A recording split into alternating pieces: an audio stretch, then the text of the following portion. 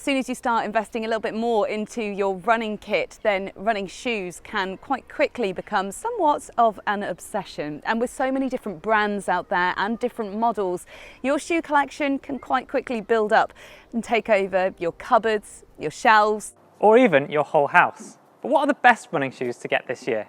Well, in today's video, we're going to take you through the very best running shoes of 2020. So we've been out running to test all of the shoes featured in this video, and we'll be giving you our honest opinions on each, as well as highlighting some of the key features. But first, if you're new around here, don't forget to subscribe and to tap the bell icon if you want to be notified every time we upload new videos all about running.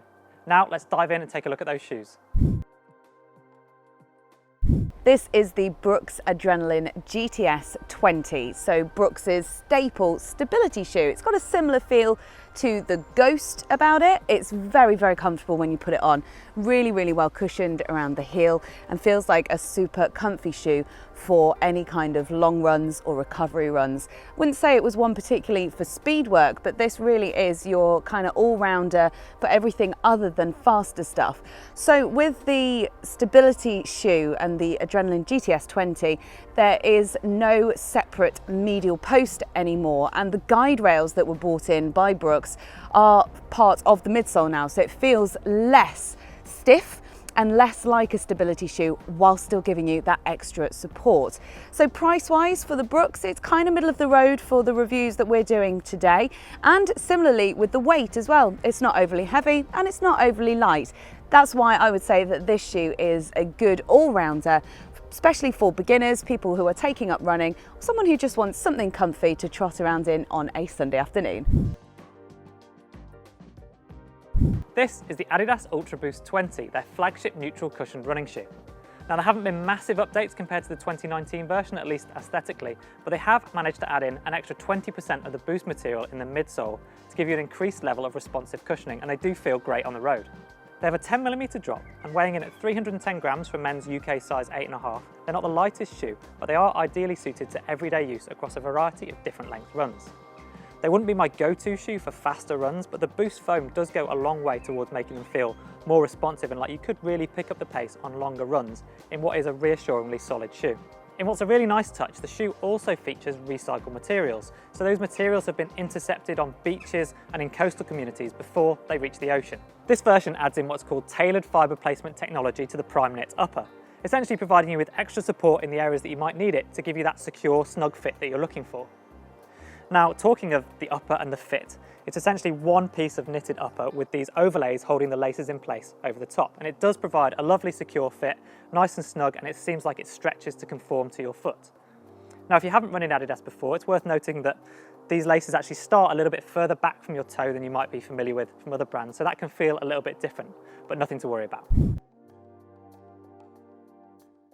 This is the brand new offering from Swiss brand On, and it's called the CLOUDBOOM. So what's so special about this shoe is that it's super lightweight. In fact, the women's weighs in at around 189 grams. So it is really, really lightweight. And this shoe is designed to be a road shoe, but also for racing. So On say that this is good for races of 10K and above. They do a much lighter shoe as well that's aimed more at the 5K speed stuff. But the thing is with the CLOUDBOOM is that it has a carbon infused speed board inside it. Now this carbon fibre infused speed board is along the same sort of thoughts as the Nike ALPHAFLY with their carbon fibre plate. So the speed board is designed to move in different ways to give more of a rocking and propulsion motion to really make this a very fast shoe. It's got the usual On look of the Cloud Tech technology in the midsole. There's 2 layers of the Cloud Tech here, and the idea is that they compress on impact, so that gives you more energy return to really spring you back off. And in between those 2 layers is that speed board. It's got a minimal amount of the On Helium foam in it, and so that means that it's less of a cushion ride and more of a speedster. So having done a 5K in these shoes, I can definitely feel the speed in it. One thing I would say about the fit is that I did feel that it came up quite narrow. I do have this issue with lots of different brands, but particularly with the CLOUDBOOM ULTRABOOM from On. I've had to take out some of the lacing in the eyelets to give my foot a little bit of extra room, so that's worth bearing in mind if you do struggle with a wider foot like I do. And finally, a word about the look of this shoe. So it's a really unusual but lovely looking shoe. It looks very different onto your standard running shoe, but I would expect to see these on the feet of plenty of people at the start line of 10K and half marathon races once they all start to be back on after the COVID-19 pandemic. This really is a contender for a fast, speedy race shoe. This is the New Balance 880 V10. A neutral cushioned running shoe that you can use for everything from your easiest, shortest runs right the way up to your longest runs as well. It's not quite as soft as the sister shoe, the 1080 from New Balance, which I know Anna absolutely loves as well, but this is the softest, most cushioned version of the 880 yet, because it's the first one that incorporates New Balance's fresh foam technology in the midsole. There's also a brand new upper featuring New Balance's HyperKnit material, which provided a nice, snug, secure fit on my runs. I also noticed that over time it didn't stretch or give too much, which can be the case with some knitted uppers. I'm really familiar with the 880 series from New Balance, having run in most of the previous versions of this shoe, but this one is my favourite yet. In particular, the addition of fresh foam to the midsole has made a difference. It's made them more cushioned while still maintaining the responsiveness that I liked in the previous versions. Add to that the fact that they feel really solid and durable and like you can tackle any distance running them, and that's a really solid shoe for you to consider investing in. Looking at the bottom, I've worn these for quite a few miles and there's no sign of wear as yet. This is the ASICS NOVABLAST, new for 2020, and I think a pretty attractive looking shoe. So it's a step change away from some of your standard ASICS ranges like the Gel Keanos, for example. There's no gel in this shoe, in fact, and ASICS have kind of put it in the speed category. It's very, very light, and actually I found that it's pretty good as an all-round shoe, but definitely if you do want to do a little bit of speed work, it's got that extra responsiveness and lightness that you can really feel like you can pick the pace up a bit in these shoes. So within these shoes you have got the ALPHAFLY through the midsole, so it basically is there to give you extra energy return. ASICS say that this shoe should feel like a bit of a trampoline with the energy return that you get, and they definitely do feel very bouncy. Fit-wise, these are the shoes that fit my feet the best, probably out of all of the ones that I've reviewed for this video, and that's because I've got a bit of a wider foot. So some reviews have said that the NOVABLASTers feel a little bit roomy in the toe box, but for me that's not an issue, and these fit really nice and comfortably. The tongue on them is really minimal, and yeah, all round just an incredibly comfy shoe and a great all-rounder. Price-wise, it comes in at £120, so pretty standard for the level of shoes that we are reviewing in today's video. It also has a higher stack height than most ASICS shoes are used to, so that's something to be aware of, but the heel to toe drop is 10mm, and all round this is a great shoe for any kind of run that you want to do.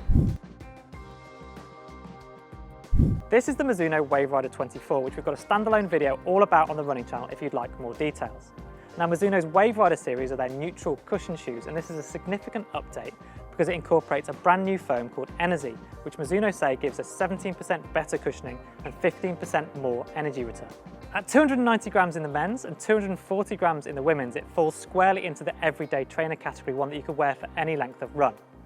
But what I found was that its brilliant balance of responsiveness, cushioning and support meant that it felt like a much lighter shoe and one that you could run more quickly in for things like perhaps threshold runs. Features-wise, the energy foam in the midsole is combined with Mizuno's Wave technology, which you can see here as essentially a piece of plastic type material that runs through the midsole to increase the support or the responsiveness that you feel. There's also a gusseted tongue for a nice secure fit, and alongside that the upper's been redesigned with breathability in mind.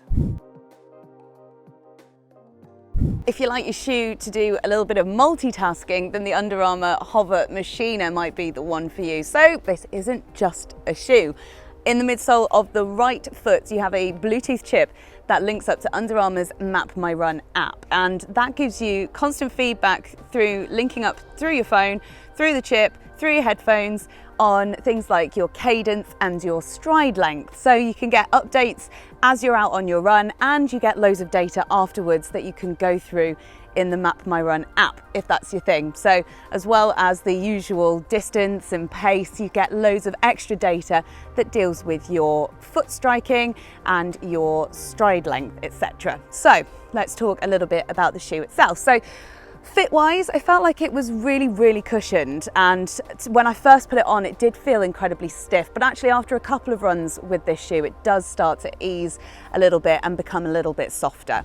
So the HOVR MACHINA is pretty heavy, I felt, on my feet. So actually weight-wise, the men's one comes in at under 300 grams and the women's under 250. So it's not the heaviest shoe out there, but it did feel, because of all this padding, that it felt like I did have really heavy shoes on my feet while I was running in it.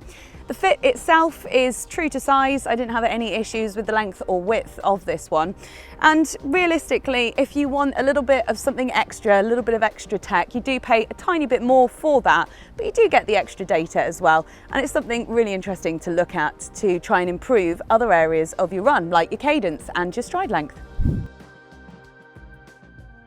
Saucony's latest offering is the Triumph 18, so a neutral cushioned shoe designed to give you comfort on long runs, for example.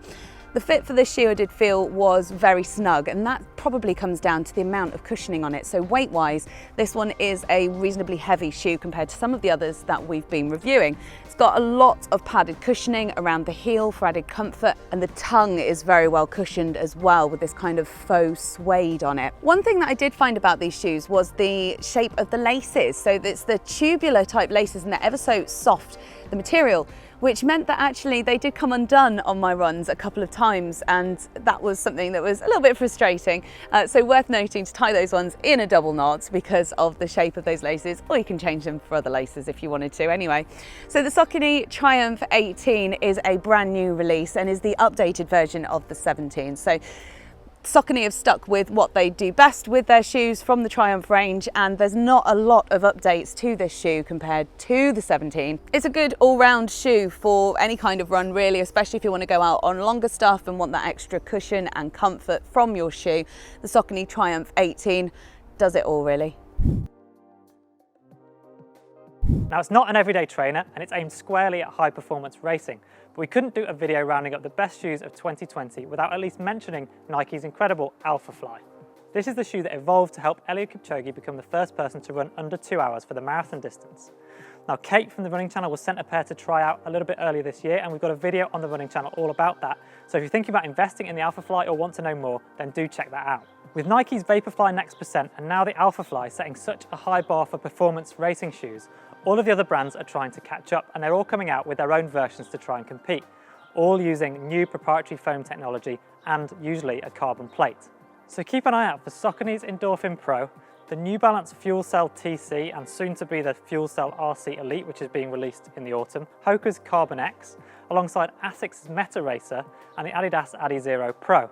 We haven't had our hands on all of those to test them, but please stay tuned to come back and see what we make of them. And if you guys have got any experiences with them, then let us know in the comments.